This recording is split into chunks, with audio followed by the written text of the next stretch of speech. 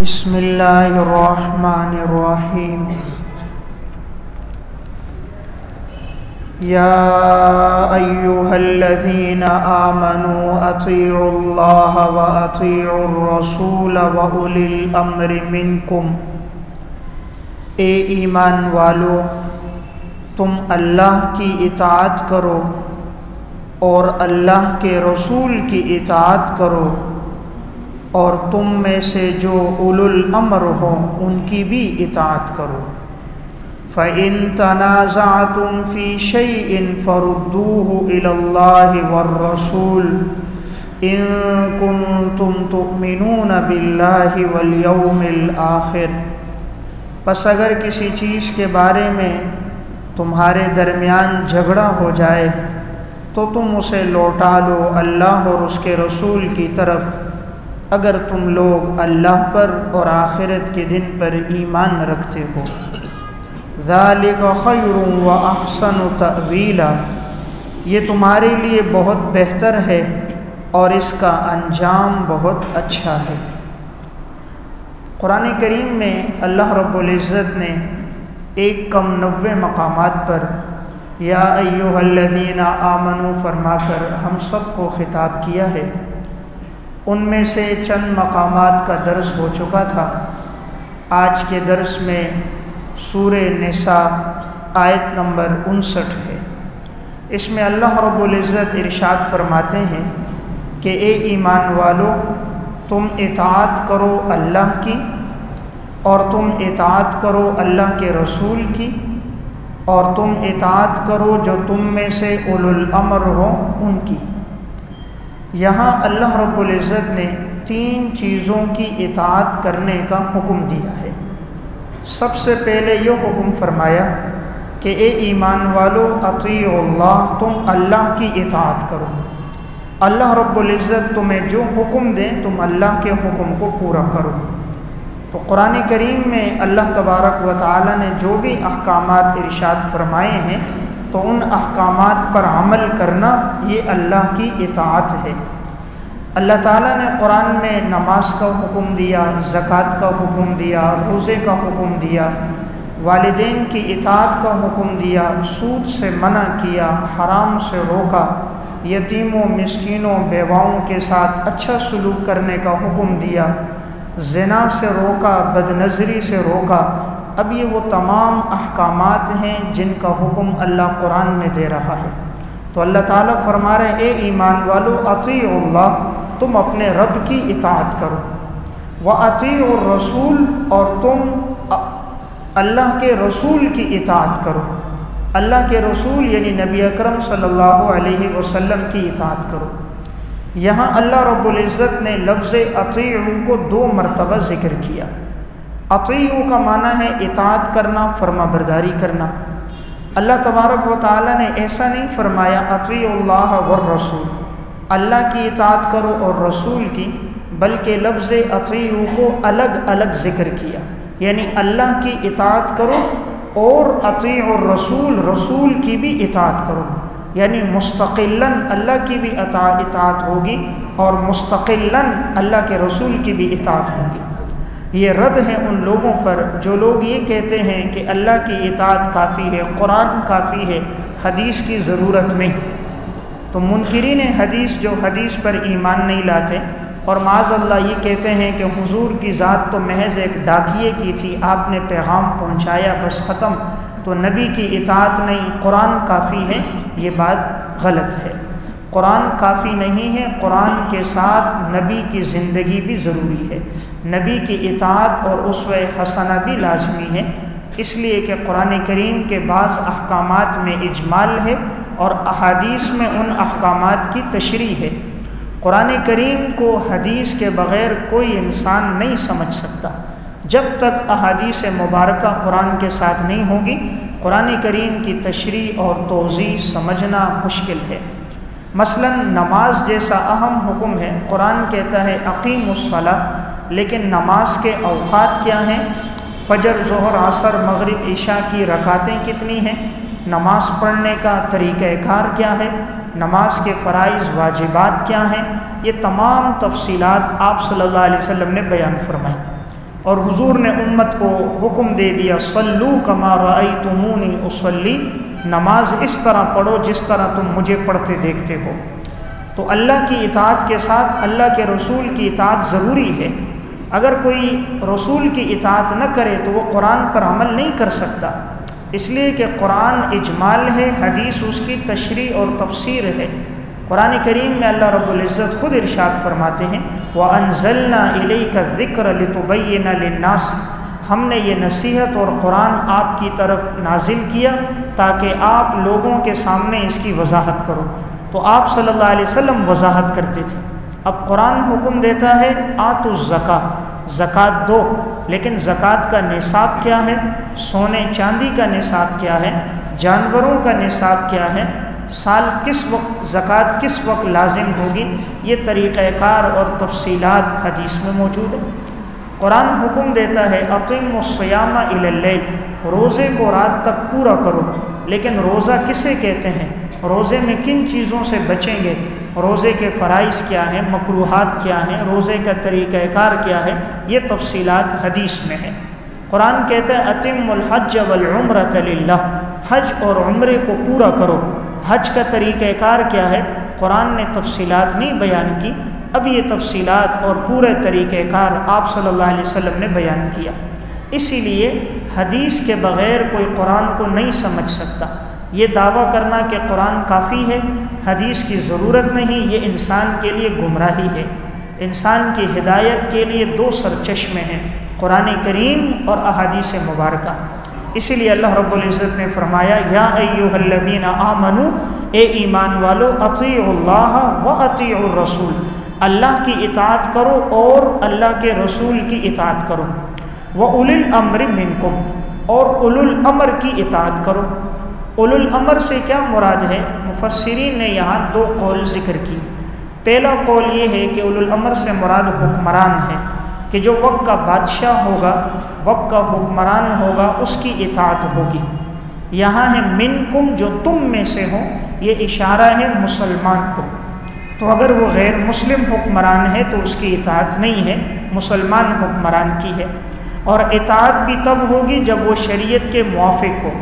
اگر وہ حکمران کوئی بات قرآن و سنت کے خلاف کہتا ہے تو لا طاعۃ لمخلوق فی معصیۃ الخالق، جہاں خالق کی نافرمانی ہوگی وہاں مخلوق کی اطاعت نہیں ہوگی، اس لیے اولو الامر کی اطاعت کرنا۔ دوسرا قول ہے کہ اولو الامر سے مراد علماء اور مفسرین اور فقہاء ہیں کہ جنہوں نے مسائل استنباط کیے اور امت کے سامنے وہ نئے مسائل جن کا قرآن اور حدیث میں صراحتاً ذکر نہیں تھا، انہوں نے علت نکال کر اس مسئلے کا حل نکالا اور امت کے سامنے ان مسائل کو پیش کیا۔ تو اطیع اللہ سے قرآن کریم کا ثبوت ہے، اطیع الرسول سے احادیث کا، اور اولي الامر منکم سے اجماع امت کا۔ فَإِن تَنَازَعْتُمْ فِي شَيْءٍ، اللہ رب العزت فرماتے ہیں اگر کسی چیز میں تمہارا جھگڑا ہو جائے، فَرُدُّوهُ إِلَى اللَّهِ وَالرَّسُولِ، تم اس کو اللہ اور اللہ کے رسول کی طرف لوٹاؤ اگر تم اللہ اور آخرت پر ایمان رکھتے ہو۔ یعنی کسی بھی معاملے میں جب انسان کا نزاع ہو تو وہ اللہ رسول کا حکم تلاش کرے کہ اللہ تبارک و تعالی نے ہمیں اس بارے میں کیا حکم دیا ہے، حدیث میں کیا تعلیمات ہیں، اس سے مسئلے کا حل نکالے۔ اس سے قیاس ثابت ہوتا ہے۔ قیاس اس کو کہتے ہیں کہ اگر ایک مسئلہ قرآن اور حدیث میں صراحتاً نہیں آیا، آج وہ مسئلہ پیش آ رہا ہے، تو فقہائے کرام اس مسئلے کی علت قرآن اور حدیث سے ڈھونڈ کر اس مسئلے کا حل نکالتے ہیں۔ مثلاً آج کے دور میں کوئی چرس پیتا ہے، افیون پیتا ہے، بھنگ استعمال کرتا ہے، کوئی اور نشاور چیز استعمال کر رہا ہے۔ اب یہ وہ چیزیں ہیں جن کا ذکر قرآن اور حدیث میں صراحتاً نہیں آیا۔ قرآن کریم میں جو حرمت آئی وہ شراب کی آئی، تو اب یہ چیزیں بھی حرام ہیں، لیکن ان کا حل کیسے نکالا گیا کہ اللہ رسول کی طرف اس حکم کو ہم نے لوٹایا تو علت معلوم ہوئی کہ یہ نشاور چیز ہے۔ تو ہر وہ چیز جو نشاور ہو اور جس کے استعمال کے بعد انسان کو چھوٹے بڑے کی تمیز نہ رہے، انسان کی عقل کام نہ کرے، ہوش و حواس برقرار نہ رہیں، تو اس کا استعمال جائز نہیں۔ تو لہٰذا یہ چیزیں بھی حرام ہیں، تو یہ علت نکال کر مسئلے کا حل نکالا گیا۔ تو اس جملے سے قیاس کا ثبوت ہے تو معلوم ہوا چاروں چیزیں حجت ہیں، قرآن کریم، احادیث مبارکہ، امت کا اجماع اور قیاس۔ ذالک خیر و احسن تأویلا، یہ بہتر ہے تمہارے لیے اور اس کا انجام بہت اچھا ہے۔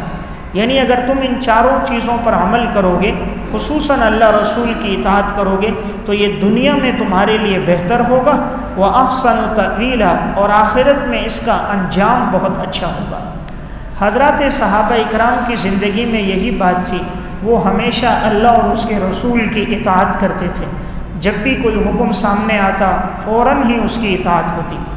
حضرت ابوبکر صدیق رضی اللہ تعالیٰ عنہ کا دور خلافت تھا، تو حضرت اسامہ بن زید رضی اللہ تعالیٰ عنہ کے لشکر کو آپ صلی اللہ علیہ وسلم نے حکم دیا تھا روانگی کا، کہ آپ نے فرمایا تھا کہ ان کے لشکر کو بھیجا جائے جہاد کے لیے۔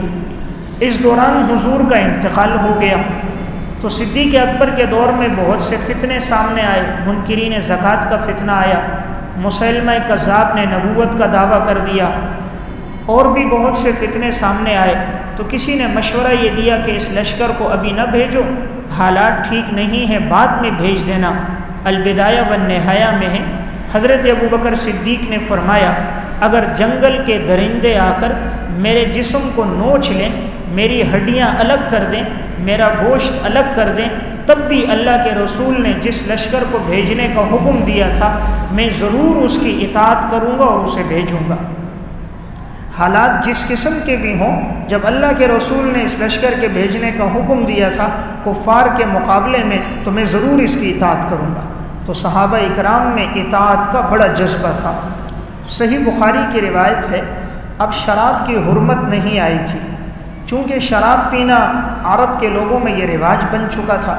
حضرت انس بن مالک رضی اللہ تعالیٰ عنہ فرماتے ہیں کہ حضرت ابو طلحہ انصاری کے ہاں شراب کا دور چل رہا تھا، لوگ شراب پی رہے تھے۔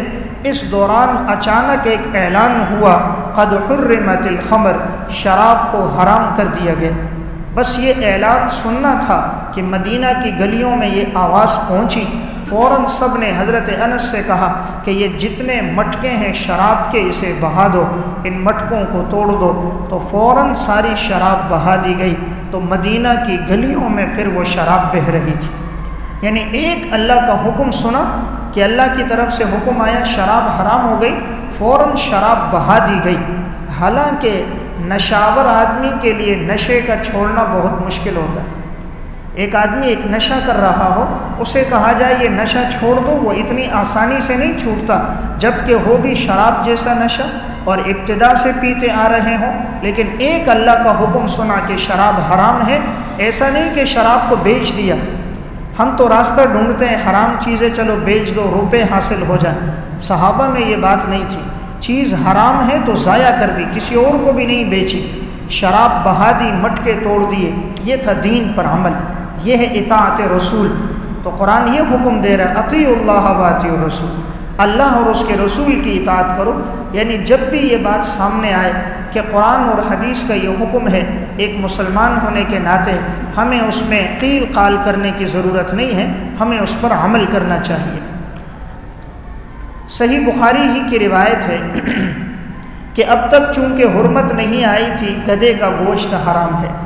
غزوہ خیبر کا موقع تھا، تو چونکہ گوشت کی حرمت کا حکم نہیں آیا تھا گدھے کے گوشت کے، تو صحابہ اکرام میں سے بعض نے پالتو گدھوں کو ذبح کیا اور ان کے گوشت کو ہانڈی میں ڈالا پکانے کے لیے۔ بڑی تنگی کے ایام تھے، غزوے سے لوٹے تھے، بھوک کی حالت تھی، افلاس کی حالت تھی۔ اب وہ جیسے گوشت ابل رہا تھا، حکم یہ آ گیا کہ پالتو گدھے کا گوشت حرام ہے۔ بس یہ اعلان ہونا تھا، صحابہ اکرام نے اپنی ہانڈیوں کو انڈیل دیا، گوشت کو ضائع کر دیا، شوربے کو پھینک دیا، کسی نے استعمال نہیں کیا۔ یعنی صحابہ میں اطاعت کا بڑا جذبہ تھا، اطیعوا اللہ و اطیعوا الرسول، اللہ کے رسول کا حکم بس کانوں میں پڑتا اور وہ لوگ فوراً ہی اس کی اطاعت کرتے تھے۔ صحیح مسلم کی روایت ہے، حضرت مقداد رضی اللہ تعالیٰ عنہ فرماتے ہیں آپ صلی اللہ علیہ وسلم کے ساتھ میں جا رہا تھا، چلتے ہوئے ایک پتھریلی جگہ آئی، حضور نے مجھ سے کہا تم یہاں ٹھہرو، میں آتا ہوں۔ کہتے میں وہاں ٹھہر گیا، آپ صلی اللہ علیہ وسلم چلے گئے، کافی دیر گزر گئی تو مجھے واپسی کا پتہ نہ چلا۔ اتنے میں نے کچھ آواز سنی، شور شرابہ سنا، میں سمجھا کہیں دشمن نے حضور پہ حملہ کر دیا ہوگا، تو میں آگے بڑھنے لگا، لیکن مجھے یاد آیا کہ اللہ کے رسول صلی اللہ علیہ وسلم نے فرمایا تھا کہ اس جگہ سے ہلنا نہیں جب تک میں نہ آؤں، تو اگر میں آگے بڑھوں گا تو حضور کے حکم کی نافرمانی ہوگی، تو یہ آگے نہیں بڑھے۔ اتنے میں آپ صلی اللہ علیہ وسلم واپس آ گئے، حضور نے ان کو پورا واقعہ بتلا دیا، تو کہا یا رسول اللہ میرے دل میں بہت آیا میں جاؤں، لیکن آپ کا حکم سامنے تھا کہ جب تک میں نہ آؤں اس جگہ سے ہلنا نہیں، اس لیے میں نے ایک قدم نہ آگے رکھا نہ پیچھے رکھا۔ تو یہ تھا صحابہ میں اطاعت کا جذبہ۔ تو اللہ ہم سب کو خطاب کر کے یہ حکم دے رہا ہے، اطیعوا اللہ و اطیعوا الرسول، اے ایمان والو اللہ اور اس کے رسول کی اطاعت کرو۔ یہ اطاعت کا کب پتہ چلتا ہے؟ خوشی اور غم میں۔ جب خوشی کا موقع ہو اب پتہ چلتا ہے مسلمان کے دل میں اپنے رب کے حکم کو پورا کرنے کا کتنا جذبہ ہے، ایمان والے کے دل میں اپنے پیغمبر کے ارشادات پر عمل کرنے کا کتنا جذبہ ہے، یہ خوشی کے موقع پر، غم کے موقع پر اس کا پتہ چلتا ہے۔ اب خوشی کا موقع ہے، ٹیپ لگایا ہے، خوشی کا موقع ہے، موسیقی چل رہی ہے، شادی کا موقع ہے، رسم و رواج ہو رہے ہیں، ریاکاری ہو رہی ہے، نام و نمود اور نمائش ہے، تو یہ نام کا مسلمان ہے۔ اگر یہ حقیقت میں مسلمان ہوتا تو یہ اپنے رب کی اور اپنے نبی کی اطاعت کرتا، یہ کوئی وہ کام نہ کرتا جس سے اللہ رسول نے روکا۔ آج کا نادان کہتا ہے جی میری خوشی ہے، تم کون آئے جو میری خوشی میں رخنا ڈالنے، مجھے منع کرنے؟ تو بھلا بھائی اللہ کی نافرمانی کر کے بھی کوئی خوشی ہو سکتی ہے؟ اللہ کے احکامات کو توڑ کر بھی کوئی سکون مل سکتا ہے؟ شریعت کے احکامات کا مذاق اڑا کر بھی کوئی قلبی اطمینان مل سکتا ہے؟ تو مومن ہے ہی وہ اطیعوا اللہ و اطیعوا الرسول، ہر موقع پر جس کا جذبہ یہ ہو کہ میرے اللہ کا کیا حکم ہے اور میرے پیغمبر کا کیا حکم ہے۔ تو بہرحال اس مقام کا خلاصہ ایمان والے کا وصف یہ ہے کہ وہ ہر موقع پر اللہ رسول کی اطاعت کرے۔